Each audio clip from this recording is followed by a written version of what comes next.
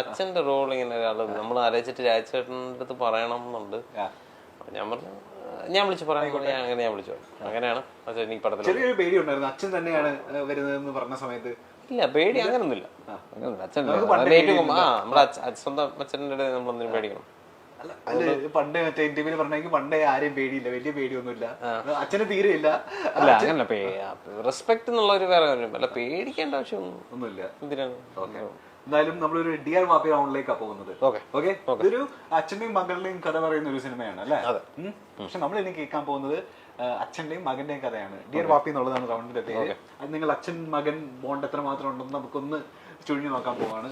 Okay, ചോദിക്കട്ടെ, എന്റെ അച്ഛന്റെ പുറം ലോകത്തിന് അറിയാത്ത ഒരു വാപ്പി ഫേസ് ഉണ്ട്, അത് ഡാഷാണ്.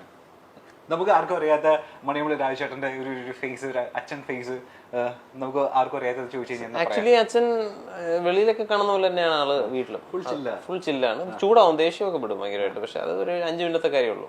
എല്ലാ ആൾ അതുപോലെയൊക്കെ തന്നെയാണ്, വ്യത്യാസമൊന്നുമില്ല. നമുക്ക് അറിയാത്ത എന്തെങ്കിലും സംഭവം അല്ലെങ്കിൽ ഹാബിറ്റോ അല്ലെങ്കിൽ സ്വഭാവമോ ഒരു അങ്ങനെ ഹാബിറ്റുകളൊന്നും, അങ്ങനത്തെ ഹാബിറ്റുകളൊന്നും ഇല്ല. എനിക്ക് ഭക്ഷണം ഉണ്ടാക്കുന്നത് കുക്ക് ചെയ്യാൻ ഭയങ്കര ഇഷ്ടമാണ്. അറിയാം, ജ്യൂസ് കൊടുത്തിട്ട് ബാക്കി കുക്ക് ചെയ്യാൻ ഭയങ്കര ഇഷ്ടമാണ്. പിന്നെ കറക്റ്റായിട്ട് രാവിലെ എണീക്കും, ഭയങ്കര എന്നും 6 മണിക്ക് എണീക്കും. പിന്നെ ഒരു പത്രം അച്ഛനെ ആദ്യം വായിക്കണം, അങ്ങനെയൊക്കെ ഉണ്ട്. പത്രം എടുത്തുകൊണ്ട് കാണാം. എന്നിട്ട് അവിടെ പിന്നെ കറക്റ്റ് ഓൺ ടൈമാണ് എല്ലാ കാര്യങ്ങളും. ഫുഡൊക്കെ പഞ്ച്വാലിറ്റിയാണ്. ബ്രേക്ക്ഫാസ്റ്റ് 8:30 കഴിക്കും, ലഞ്ച് 12:30, 11 മണിക്ക് എന്തെങ്കിലും വരും. അപ്പൊ അങ്ങനെയൊക്കെയാണ് അത്. ഞാൻ അതുപോലെയൊക്കെ തന്നെയാണ്.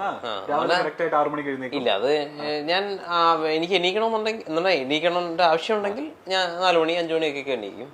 അല്ലെങ്കിൽ എന്തിനാ കളിക്കാൻ പോകുന്നോ ഓടാൻ പോകുന്നതൊക്കെ ആണെങ്കിൽ ആ സമയത്ത് എണീക്കും. അല്ലെങ്കിൽ ഒരു പണിയില്ലെങ്കിൽ ചിലപ്പോൾ ഒരു 7. ഞാൻ അങ്ങനെ ലേറ്റ് ആയിട്ട് ഉറങ്ങാൻ പറ്റത്തില്ല. എനിക്ക് ഒരു ടൈം കഴിഞ്ഞാൽ ഉറങ്ങാൻ പറ്റില്ല. 7:30 വരെ ഉറങ്ങത്തുള്ളൂ മാക്സിമം. സ്നേഹം കൂടുമ്പോ എന്റെ അച്ഛൻ എന്നെ ഡാഷ് എന്നും ദേഷ്യം വരുമ്പോ എന്നെ ഡാഷ് എന്നും വിളിക്കും. അങ്ങനെ സ്നേഹം എപ്പോഴും മക്കളെ എന്നാണ് വിളിക്കുന്നത്. മക്കളെ മോനെ അങ്ങനെയൊക്കെ തന്നെയാണ് വിളിക്കുന്നത്. നീ ദേഷ്യം വരുന്ന സമയത്ത് അപ്പോഴും മക്കളെ തന്നെ വിളിക്കുക? ഇപ്പോഴും എന്താണ് വിളിക്കുന്നത് ഇങ്ങനെ ആലോചിക്കും. അച്ഛന് ദേഷ്യം വരുത്തുന്ന കാര്യങ്ങൾ എന്തൊക്കെയാ? അപ്പൊ അച്ഛന് ദേഷ്യം വരുന്നത് ഈ എന്റെ വീട്ടിൽ ചേട്ടനും അമ്മയൊക്കെ സമയം കുറച്ച് ലാഗിന്റെ ആൾക്കാരാണ്, കുറച്ച് ലാഗായിട്ട് ഇറങ്ങണം. അപ്പൊ അതിനൊന്നും ഇഷ്ടമല്ല, ചൂടാവും, സമയത്ത് ഇറങ്ങണം. പിന്നെ അവരുടെ അച്ഛൻ ഫുഡിന്റെ കാര്യത്തിലും ഇങ്ങനെ ടേസ്റ്റിന്റെ ആ കഥ ഞാൻ കേട്ടിട്ടുണ്ട്. ഫുഡ് ഭയങ്കര എന്തെങ്കിലും പ്രശ്നം പറ്റിയാ അപ്പം പറയണം. അത് പറഞ്ഞില്ലെങ്കിൽ പറ്റില്ല അച്ഛൻ എന്താണെന്നുണ്ട്, അതൊരു അപ്പം തന്നെ പറയണമെന്നുള്ളൊരു ഇതുണ്ട്. ഞാൻ ഇതാണ് ആനീസ് കിച്ചണിലാണ് എപ്പോഴും കേട്ടിട്ടുണ്ട്. അതായത് അച്ഛനോട് ഫുഡൊക്കെ കഴിച്ചിട്ട് അഭിപ്രായം ചോദിക്കുന്ന ആളുകൾക്ക് പേടിയ, കാരണം അച്ഛനുള്ളത് ഇഷ്ടപ്പെട്ട പറഞ്ഞുകൊണ്ട് പൊഴുത്തിക്കൊണ്ടിരിക്കും. അങ്ങനെ കൊണ്ട്. ഓക്കെ, അച്ഛൻ ചെയ്യുന്ന ക്യാരക്ടേഴ്സിൽ എനിക്ക് ഏറ്റവും പ്രിയപ്പെട്ട ക്യാരക്ടറും അല്ലെങ്കിൽ ഡയലോഗും ഡാഷാണ് അച്ഛൻ്റെ. അത് ഒബ്വിയസ്ലി ഒരു ആൻസർ, മിന്നാരം മല അതാണ് ഏറ്റവും ഫേമസ്. മലയല്ല, കുന്ന് ആ സാധനം. അച്ഛനെ ഇറിറ്റേറ്റ് ചെയ്യാനുള്ള ഏറ്റവും എളുപ്പം വഴി ഡാഷാണ്. വണ്ടി സ്പീഡിൽ ഓടിക്കുക.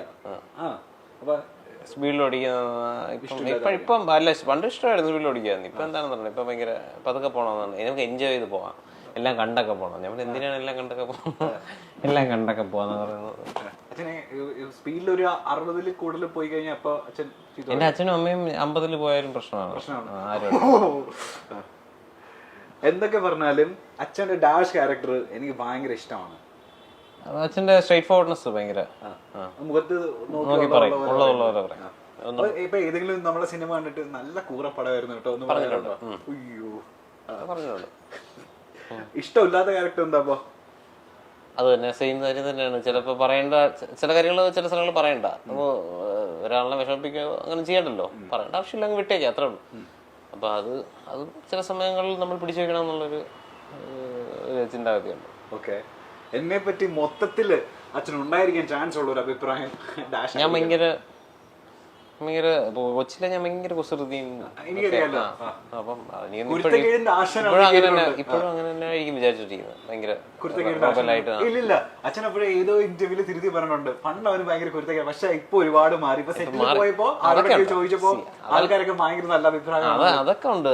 പക്ഷെ എന്നാലും വീട്ടില് എനിക്കൊന്നും ഞാൻ ഭയങ്കരമായിട്ട് ഞാൻ പ്രശ്നമല്ല. ഞാൻ എന്തെങ്കിലും തെറ്റ് കണ്ടാൽ പ്രതികരിക്കുന്ന ഇതാണ്. അപ്പൊ ഞാൻ പറയും. ഫോർ എക്സാമ്പിൾ എന്തെങ്കിലും ശരിയല്ലെങ്കിൽ ഞാൻ സമ്മതിക്കില്ല, വിട്ടുകൊടുക്കില്ല. അത് ചിലപ്പോൾ തർക്കുത്തരം പറച്ചിൽ എന്നൊക്കെ പറഞ്ഞാൽ അങ്ങനെയൊക്കെ പറയും. ഓക്കെ. ഇപ്പൊ അച്ഛനും മകനും അഭിനയിച്ചതിന് ശേഷം ഇപ്പൊ പ്രിവ്യൂ കാണാൻ അച്ഛനുണ്ടായിരുന്നു. പ്രിവ്യൂ എന്നിട്ട് അച്ഛൻ എന്താ മോന്റെ അഭിനയത്തെ നന്നായിട്ടുണ്ടെന്ന് പറഞ്ഞു. അച്ഛനും അഭിനയിച്ചുകൊണ്ട് അച്ഛൻ്റെ ഒരു അഭിപ്രായം. പക്ഷെ അച്ഛൻ നന്നായിട്ടുണ്ടെന്ന് പറഞ്ഞു. പടവും നന്നായിട്ടുണ്ട്. ഞാനും എന്നെ ഇഷ്ടപ്പെടുന്നു പറഞ്ഞു. നല്ല പിടുത്തൊന്നുമില്ലെന്നൊക്കെ പറഞ്ഞു. ഓ, അപ്പൊ ഡിയർ വാപ്പിയിൽ ആദ്യം അച്ഛനായിട്ട് ആരെയാ കാസ്റ്റ് ചെയ്ത്? അറിയില്ല. അതെനിക്ക് ആ സമയത്ത് കാസ്റ്റിങ്ങിനെ പറ്റി പടം ഞാൻ കമ്മിറ്റ് ചെയ്ത് ഒരു 2 months കഴിഞ്ഞപ്പോഴാണ് അവരിങ്ങനെ വിളിച്ചിട്ട് ചോദിച്ചത്, ഇങ്ങനെ അച്ഛൻ്റെ റോള് ചെയ്യുക, ഇതിങ്ങനെ 2-3 സീനേ ഉള്ളൂ, 3-4 സീനേ ഉള്ളൂ, പക്ഷെ നല്ല സാധനങ്ങളാണെന്ന് പറഞ്ഞു. അങ്ങനെയാണെങ്കിൽ പറയാം. അങ്ങനെയാണ് ഞാൻ വിളിച്ച് പറഞ്ഞത്. ഇതിൽ ഏറ്റവും വലിയ കോമഡി എന്ന് വെച്ച് കഴിഞ്ഞാൽ നമ്മൾ ഓപ്പോസിറ്റ് ആയിട്ട് മദറിലോ ആയിട്ട് അഭിനയിക്കുന്ന ചേച്ചി ശ്രീരേഖ, ആ ചേച്ചിയും താങ്കൾ തമ്മിൽ വലിയ പ്രായത്തിന് വ്യത്യാസം ഇല്ല എന്നുള്ളതാണ്. ആ പുള്ളിക്കാരത്തിയാണ് നമ്മുടെ അമ്മയായിട്ട്. ചേച്ചിനെ കണ്ടാൽ പിന്നെ അനഘയായിട്ടുള്ള ഭയങ്കര കട്ടുമുണ്ട്. അതെ, അനഘയായിട്ട് ഭയങ്കര കട്ടുമുണ്ട്. അപ്പം എന്താ പറയാ, ചേച്ചി ഭയങ്കര, എനിക്ക് ഇന്നും പടം കഴിഞ്ഞ് കുറെ അഭിപ്രായം, ചേച്ചി സൂപ്പറായിട്ട് പെർഫോം ചെയ്തിട്ടുണ്ടെന്ന് തന്നെയാണ് എല്ലാവരും അഭിപ്രായം. ഒരു സ്റ്റേറ്റ് അവാർഡ് വിന്നറാണ് ഫസ്റ്റ് പടത്തിലെ. അപ്പൊ പിന്നെ ഇതിന്റെ അതും സൂപ്പറായിട്ട് പെർഫോം ചെയ്തിട്ടുണ്ട്.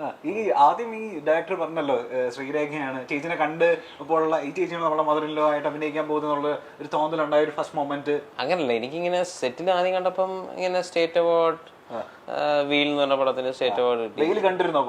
വെയിൽ കണ്ടിരുന്നു. അപ്പം സ്റ്റേറ്റ് അവാർഡ് കിട്ടി. വീല് പിന്നെ കണ്ടത്. അത് കഴിഞ്ഞ് ഷെയ്നകത്തിന്റെ കൂടെ ഒക്കെ അഭിനയിച്ചു. അപ്പൊ ഷെയ്നൊക്കെ ഭയങ്കര പെർഫോമറൊക്കെ ആണല്ലോ. അപ്പൊ ഇനിയിപ്പോ ചേച്ചി വിചാരിക്കായിരിക്കും ഇവനാ കൂടെ അഭിനയിക്കുന്നത് അങ്ങനെയുള്ള വിചാരിക്കുമെന്ന് വിചാരിച്ചിട്ട് ഞാൻ ആദ്യം സംസാരിക്കാൻ പോയില്ല.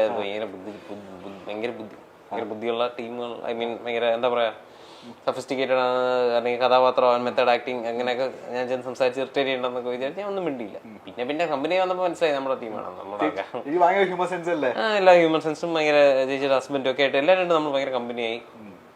ചേച്ചി ഭയങ്കര നമ്മള് ചേച്ചിന്റെ ഇപ്പൊ കൂടുതൽ അറിഞ്ഞപ്പോഴാണ് ചേച്ചി മിമിക്രി ഭയങ്കരമായിട്ട് മിമിക്രി പാടി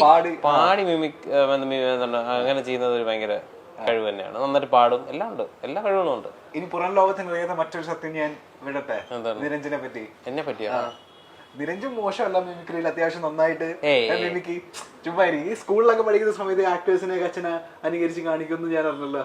ഇല്ല, ഞാൻ അനുകരിക്കുന്ന കൂടുതലും എനിക്കറിയാവുന്ന ഫ്രണ്ട്സിനെയോ അല്ലെങ്കിൽ നമുക്ക് അങ്ങനെ പരിചയപ്പെടുന്ന ആൾക്കാരെ അങ്ങനെയൊക്കെ ഇമിറ്റേറ്റ് ചെയ്യാനൊക്കെ അങ്ങനെയൊക്കെ ചെയ്യുള്ളൂ. മമ്മൂക്കനെ ഇമിറ്റേറ്റ് ചെയ്യില്ലായിരുന്നോ? ഇല്ല, അത് മറ്റേ ഡബ് സ്മാഷ് ചെയ്തായിരുന്നു. അതിനകത്ത് ഞാൻ ഒന്നും ചെയ്യണ്ടല്ലോ, വാ അനക്കിയാൽ മതിയല്ല, പോണ കണ്ട ആ സാധനം ഇല്ല. അപ്പൊ അതൊക്കെ ഡബ് സ്മാഷ് ചെയ്ത് അയച്ചു കൊടുത്തു, അങ്ങനെയൊക്കെ.